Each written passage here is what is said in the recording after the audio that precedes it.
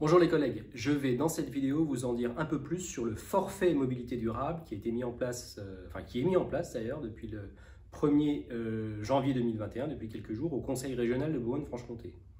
Alors pour la petite histoire, on avait demandé la mise en œuvre de ce dispositif il y a un an à peu près, et comme d'habitude, à notre demande initiale, l'administration avait dit non, et puis il a fallu y revenir une fois, deux fois, plusieurs fois, changer d'argument, expliquer aux représentants de l'administration que c'était quand même pas mal d'encourager la pratique du vélo au Conseil régional de Bourgogne-Franche-Comté.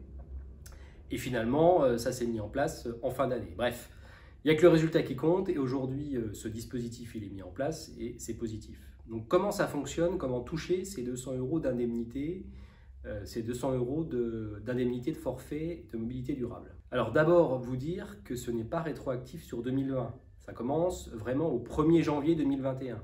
Vous dire aussi qu'il faudra un minimum de 100 jours sur l'année 2021, 100 jours d'utilisation de moyens de mobilité durable, et donc vous ne pourrez pas obtenir ces 200 € dès maintenant. Il va falloir attendre d'avoir vécu en mobilité douce ces 100 jours. Vous dire aussi que ce seuil de 100 jours est modulé selon la quotité de travail de l'agent. Si vous êtes à mi-temps par exemple, il faudra attendre seulement 50 jours pour avoir cette indemnité mobilité durable. Pareil, le nombre minimal de jours et le montant du forfait sont modulés en proportion de la durée de présence de l'agent, si vous êtes recruté en cours d'année par exemple. Vous direz également qu'une mobilité durable, ce n'est pas que le vélo, même si ça fait toujours bien de dire qu'on pratique le vélo dans le DGS, ce n'est pas que le vélo la mobilité durable. Tel que défini dans le rapport adopté au comité technique en fin d'année, les mobilités durables sont des déplacements domicile-travail effectués en vélo, bien sûr, mais aussi en trottinette ou en covoiturage, et je l'ai déjà dit, que vous soyez conducteur ou passager. Alors quand je dis ou, vélo ou trottinette ou véhicule, c'est plutôt et, parce qu'au cours d'une même année, vous pouvez alternativement utiliser le vélo ou et la trottinette ou et le covoiturage pour atteindre le nombre minimal de jours d'utilisation qui est demandé. Vous pouvez faire par exemple 50 jours de vélo et 50 jours de trottinette. Alors la question que vous vous posez, que vous allez me poser, c'est comment prouver qu'on joue le jeu? Comment prouver qu'on utilise un mode de déplacement durable? Eh bien, la loi d'orientation des mobilités qui a créé ce forfait ne précise pas comment prouver qu'on utilise un mode de déplacement durable. Elle laisse une marge de manœuvre aux collectivités locales pour établir elles-mêmes les règles communes qui permettront de s'assurer qu'un agent peut bénéficier ou pas du forfait de mobilité durable et que l'agent a bel et bien modifié son comportement et se déplace en mode durable. Ce qui a été convenu au Conseil régional, c'est qu'une attestation sur l'honneur pourrait suffire. Une attestation sur l'honneur pour justifier l'utilisation du vélo ou de la trottinette. Mais en cas de doute manifeste, la DRH, elle se réserve le droit de demander à l'agent de produire des justificatifs. Des justificatifs qui seront utiles, par exemple, pour prouver que vous utilisez un mode doux.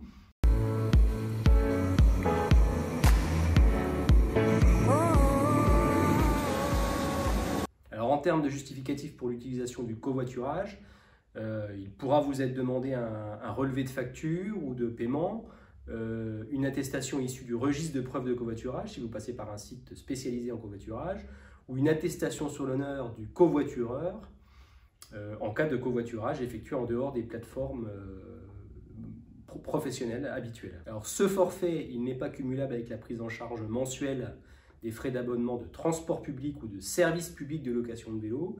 Si vous avez un logement de fonction sur le lieu de travail, ce n'est pas possible non plus. Si vous avez un véhicule de fonction, ce n'est pas possible non plus d'accéder à ce forfait de mobilité durable. Si vous avez des transports collectifs gratuits entre votre domicile et lieu de travail, pas possible non plus. Et si vous bénéficiez du ticket mobilité, le ticket mobilité c'est 30 € par mois pour ceux qui n'ont pas accès au transport en commun dans leur commune, vous ne pouvez pas non plus avoir cette indemnité, ce forfait mobilité durable.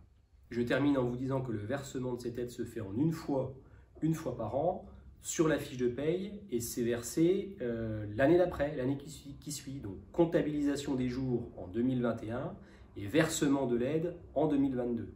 Voilà, c'est terminé sur ce forfait mobilité. J'espère avoir été clair. Je pense vous avoir donné l'essentiel des informations.